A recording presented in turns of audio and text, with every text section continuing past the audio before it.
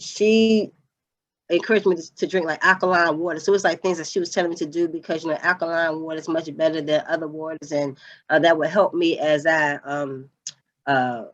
prepared for the surgery and so forth. So, but There yeah, is you know, some and then, research. There is some research. I'm sorry, Fiona. I actually have shared that, I think, to the Facebook page, that alkalinity is just something that our body prefers. You know, it helps our cells regenerate more so than that acidic environment that right. so many of us, because of the fact that we don't drink enough water in general. But that's a good point. I'm glad you raised that.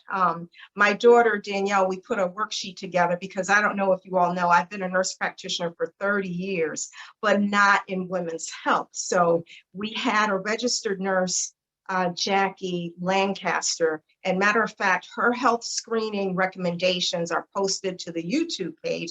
So if you get a chance, take a look at that tonight. But we're going to just share a screen, Sora Fiona, and it has a little bit of information. I can post this to the page, but I agree with you. You just talked about the importance of screening. It is so important to make sure. You said you don't miss your physicals.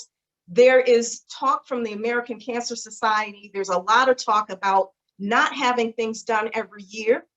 And I'm just going to be honest with the participants on this call, that skipping a year and that recommendation is really for individuals who are low risk. So when they're talking about breast cancer screening, when you're talking about a pap and pelvic exam, when you're talking about just making sure that from a women's health issue, that there are no issues, when they say, like you can see right there, women age 40 to 49, every 1 to 2 years, that's if you have no family history, then you might be able to go 2 years. But I would strongly recommend, especially with all of the health disparities. We know the disparities exist because we don't often get the care we deserve to get. Mm-hmm. So my recommendation is that you stick with that annual. If you'll scroll down, if you can share the screen a little bit lower, I just want to show some of these other recommendations. So there's breast cancer screening. It says 1 to 2 years. Osteoporosis, just like you said, Fiona, if you have a family history where someone is, having fractures or they're having any kind of issues with their bone density, you need to make sure you ask for those things. Cervical cancer screening. Once you turn 21 years of age, right, you need to make sure, or if you're sexually active, I'm like you, Fiona, I have young ladies, so we need to make sure they're going in for their pap and pelvic screens.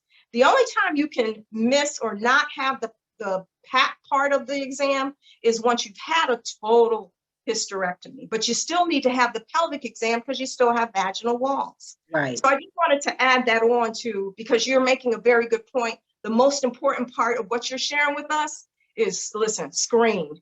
Make sure we are staying healthy. Don't skip those exams. We had someone on the call last night, and I want to say he was 59. So at age 50, everyone should have what?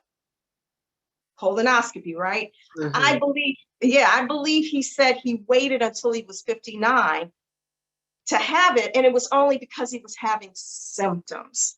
So we don't want that type of an approach to healthcare. So when we're talking about women's health and we're talking about all the disparities that exist already, when we walk into, listen, to have an annual exam when your provider may not look like you, we need to make sure we're aware of the test and the screening that should be done. And let's try to abide by those guidelines. If you have a family history already, then maybe you want to err on having it sooner than later. You definitely don't want to wait, 10 years past the time that you should have it done, because he went in and he had cancerous polyps.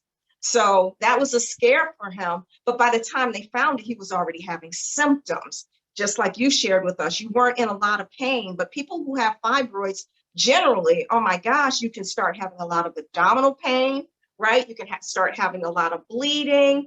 And as you said, you don't even usually develop them until you're in in the stage of either pregnancy. It really does attach to the uterus. So we need to be really careful about that as well. So thank you so much for sharing that. Does anyone have questions for our soror?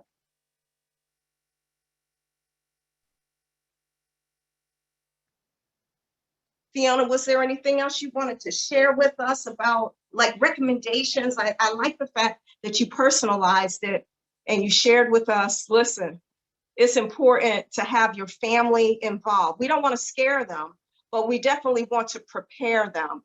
And the other thing that's really important is fibroids are generally not cancerous. So that's the other thing. They're not cancerous, so that's a good thing. Yeah. Go ahead, So what Dr. Gary was sharing with me was, well, you know, if they're not hurting you, then leave them alone.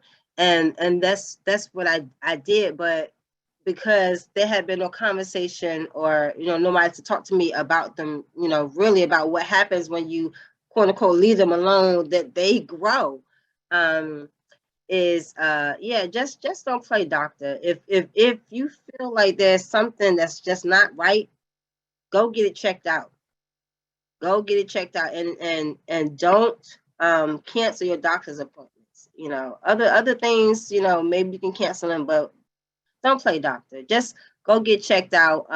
Get checked out regularly. Don't miss your annuals. Anytime you feel like something's not, you know, going on with your abdominal, whatever, you know, please, you know, if you feel like you're having heavy menstrual cycles and that's not something that you've been accustomed to, look into it, because it could be something serious. I had one girlfriend who her husband found her lying in a pool of blood, and the doctor told her that had he not found her when he did, she would have bled out and died. I was on the light end of fibroids, but she was on the more serious end, where she was going through packs and packs of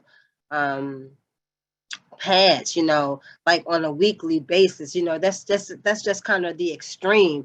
The only reason, like I said, that I decided to find out what's going on is because I'm exercising every day. I'm doing push-ups, I'm going to the gym, I'm walking, I'm running. I should have a flat stomach. What's going on? So even that was, you know, cautionary for me. But if something doesn't look like it's right, you're not feeling right, I say go to the doctor. You have that insurance. If you have to pay a couple of dollars, go to the doctor. That's the most important thing. Don't miss your doctor's appointments. Don't play doctor, and you know, and have conversations with your family and your girlfriends. Don't be ashamed or feel like you've done something wrong. We want to live. You know, we want to live, and we want to live well and long.